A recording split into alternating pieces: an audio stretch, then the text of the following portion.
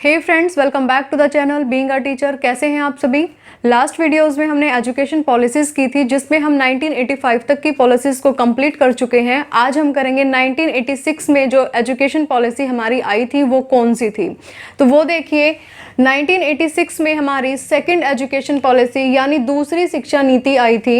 इससे पहले last class में मैंने आपको बताया था कि 1985 में एक बुकलेट जारी की गई थी जिसमें सरकार ने लोगों से सुझाव मांगे थे कि जो हमारी 1986 में शिक्षा नीति आने वाली है उसमें क्या क्या सुधार करने की ज़रूरत है, या फिर कौन सी ऐसी चीज़ें हैं जो उसमें ऐड करनी चाहिए या वहाँ से हटानी चाहिए।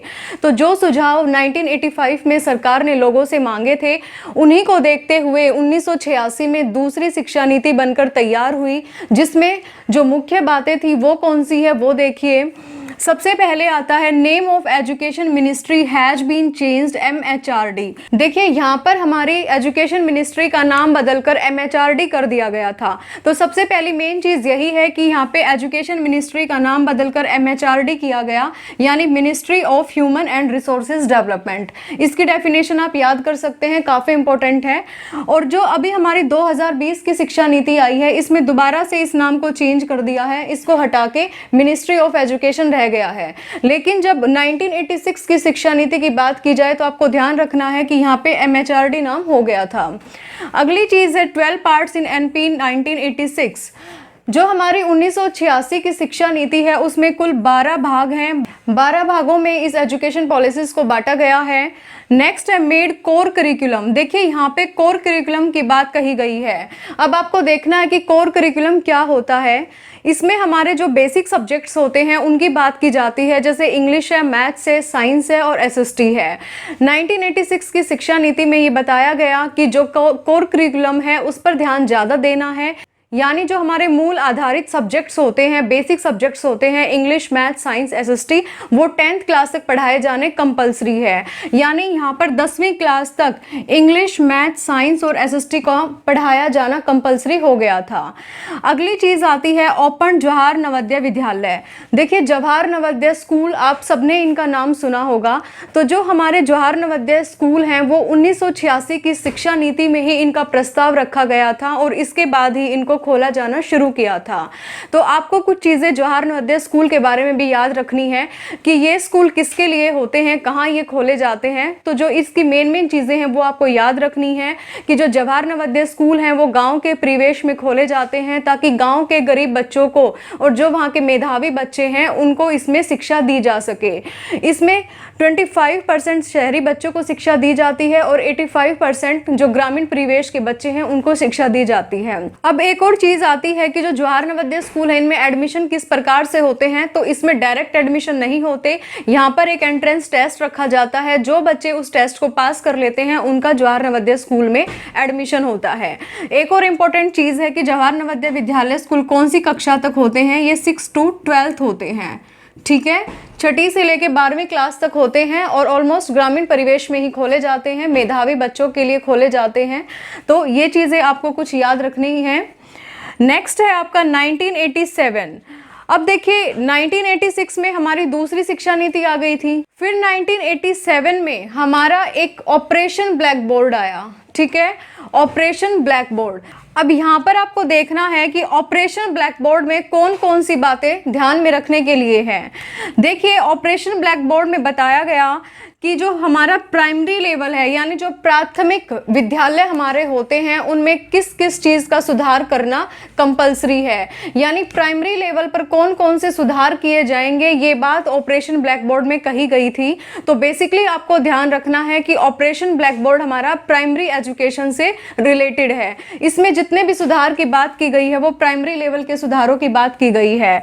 यहाँ पर ऑपरेशन ब्लैक बोर्ड में ये बताया गया कि 2 टीचर्स शुड बी प्रोवाइडेड, यानी एक कक्षा में 2 टीचर्स का होना ज़रूरी है। ठीक है, एक कक्षा में 2 टीचर्स का होना ज़रूरी है ताकि बच्चों को अच्छे तरीके से हैंडल किया जा सके, उनको अच्छे तरीके से एजुकेशन दी जा सके। इसमें एक और चीज़ आपको याद रखनी है कि 1 टीचर शुड बी फीमेल, यानी अगर एक टीचर फीमेल होना ज़रूरी है। एक क्लास में 2 टीचर होने चाहिए, उनमें से एक फीमेल होना ज़रूरी है। अगली चीज़ है फैसिलिटीज़ ऑफ वॉशरूम। इसमें मेंशन किया गया कि अच्छे तरीके के वॉशरूम बनाए जाएं, साफ सुथरे हों और हर विद्यालय में वॉशरूम की फैसिलिटी अवेलेबल हो। नेक्स्ट है TLM, musical instruments and toys should be provided. यहाँ पे ये भी मेंशन किया गया कि हर एक विद्यालय में टीएलएम का यूज़ किया जाए बच्चों को पढ़ाते हुए, म्यूजिकल इंस्ट्रूमेंट होने चाहिए और टॉयज़ भी होने चाहिए, क्योंकि आपको पता है कि जो प्राइमरी एजुकेशन के बच्चे होते हैं वो टॉयज़ वगैरह इन सारी चीज़ों से कुछ ना कुछ सीखते हैं, स्कूल में उनका मन लगा रहता है, तो इन सारी बातों पर ध्यान दिया गया। अगली चीज है मिनिमम 2 रूम शुड बी। अब यहाँ पे ये चीज भी क्लियर कर दी गई कि एक प्राइमरी स्कूल में 2 बड़े कमरे होने जरूरी हैं, मिनिमम 2 रूम्स। ठीक है, तो मिनिमम 2 कमरे होने जरूरी हैं। अगला है room should be sunny and एरी।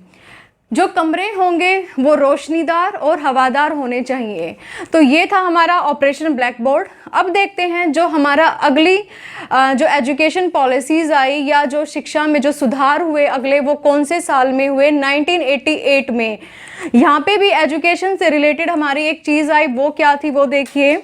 1988 में एनएलएम यानी नेशनल लिटरेसी मिशन, राष्ट्रीय साक्षरता अधिनियम करके एक मिशन आया। ठीक है, इस मिशन में ज़्यादा कुछ खास याद रखने का नहीं है, इसलिए मैंने यहाँ पे इसमें कुछ लिखा ही नहीं है खास। सिर्फ आपको ये याद रखना है कि नेशनल लिटरेसी मिशन कब आया, 1988 में आया। और इसमें क्या बात कही गई थी? To provide facility of education 15 to 35 years old, यानी 15 से लेकर 35 साल तक के वयस्कों की शिक्षा की बात यहाँ पर की गई है।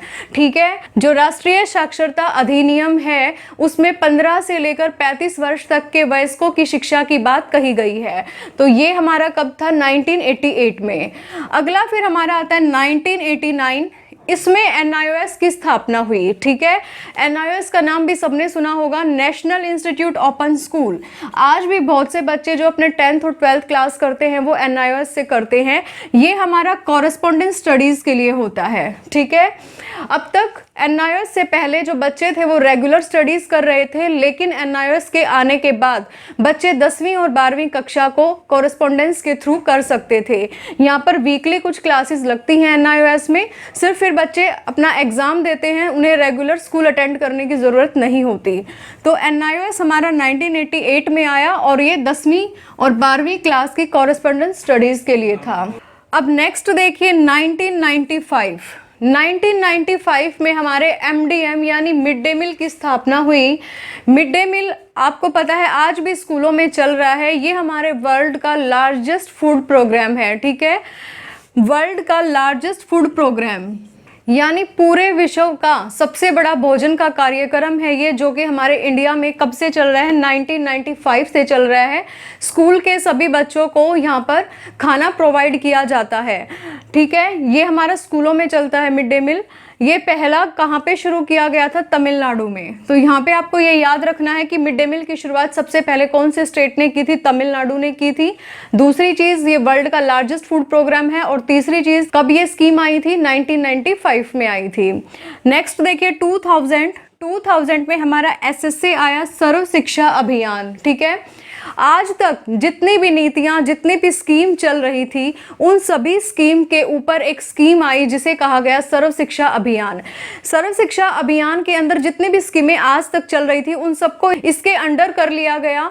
जितनी भी नीतियां थी या जितनी भी स्कीम थी आज के टाइम में वो सारी सर्व शिक्षा अभियान के अंदर आती हैं, और इसीलिए इसे योजनाओं की योजना भी कहते हैं। यानी आज तक जितनी भी योजनाएं चल रही थी वो इंडिविजुअली चल रही थी, अपने अपने अकॉर्डिंग चल रही थी, लेकिन जैसे ही सर्व शिक्षा अभियान आया उसके अंदर एजुकेशन से रिलेटेड सारी पॉलिसीज को सम्मिलित कर लिया गया, और उन सब की जो देखरेख है या उनमें किस तरीके से काम होगा वो सारी चीज़ें एसएसए के थ्रू चल रही हैं।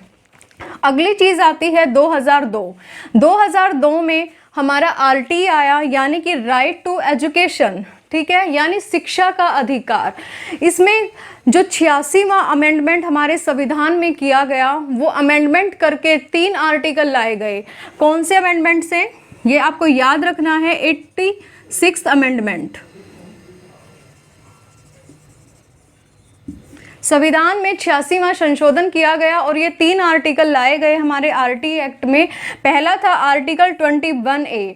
जो आर्टिकल 21A है वो कहता है कि 6 साल से लेकर 14 साल तक के जो बच्चे हैं उनकी एजुकेशन को कंपलसरी किया जाए। यानी आर्टिकल 21A किसकी बात करता है? 6 साल से लेकर 14 साल तक के बच्चों की एजुकेशन की बात करता है। इन बच्चों के लिए इस आर्टिकल में स्कीम चलाई गई कि सभी बच्चों को अनिवार्य शिक्षा मिलनी चाहिए, ये उसका अधिकार है। अगली चीज आती है आर्टिकल 45। इसमें schemes for 0 to 6 years old. जो हमारा आर्टिकल 45 आया, इसमें जन्म से लेकर 6 वर्ष तक के बच्चों के लिए स्कीम बनाई गई। उनमें से आंगनवाड़ी भी एक चीज है।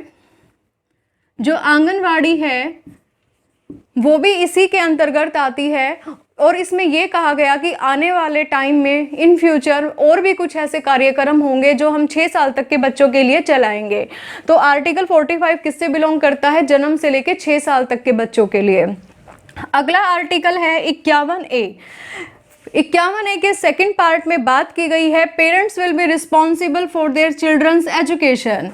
यहाँ पे पेरेंट्स को रिस्पॉन्सिबल बना दिया गया कि 6 साल से लेकर 14 साल तक के बच्चों की एजुकेशन के लिए पेरेंट्स रिस्पॉन्सिबल होंगे। ये उनका कर्तव्य है कि वो बच्चों को स्कूल भेजें और उन्हें पढ़ाएं।